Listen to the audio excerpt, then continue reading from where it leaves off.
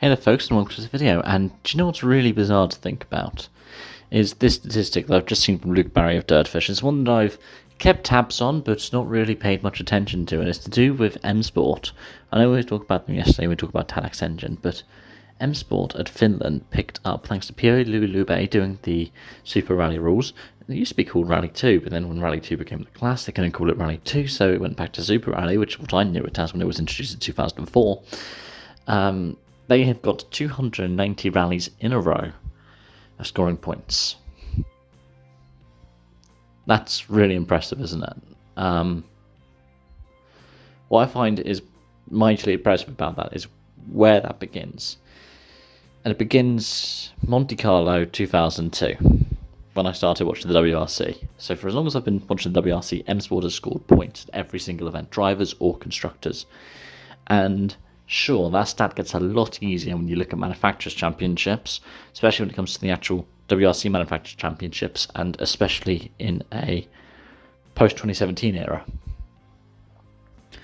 I'm not too familiar with the stats between 2011 and 2016, but 2017 and onwards, it starts to get a bit confusing, because the Manufacturers' points counted if you Super Rallied, because it only counted the top class, it didn't count the support series. But for a lot of them, M Sport built cars still picked up the points. They still finished in the top 10 at that point.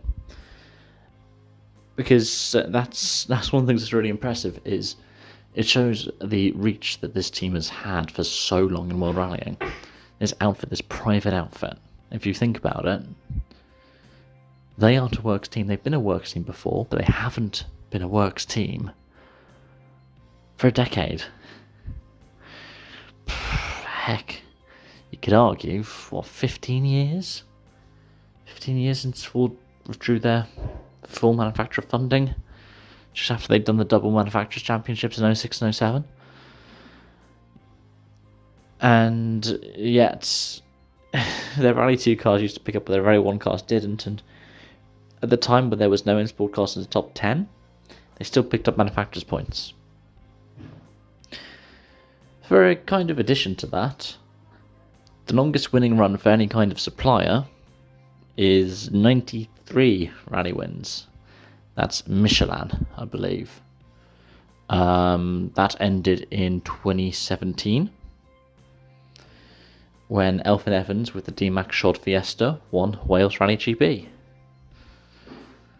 So that's one of those really bizarre things to think about, is this is such an almighty, such an impressive stat that's probably never going to be repeated. This time next year, they could easily be in the 300 club. Let's hope that they are. Because it's amazing to think that the kind of longevity of this team and the sustainability it has been for a privateer in this sport, despite all the trials and tribulations, all the risks they've had to go through. It's what makes it impressive to be a rally fan. You don't see that in F1. You don't see it in WEC, GT World Challenge, BTCC. And yet you've seen it here. Leave your thoughts about that in the comment section down below.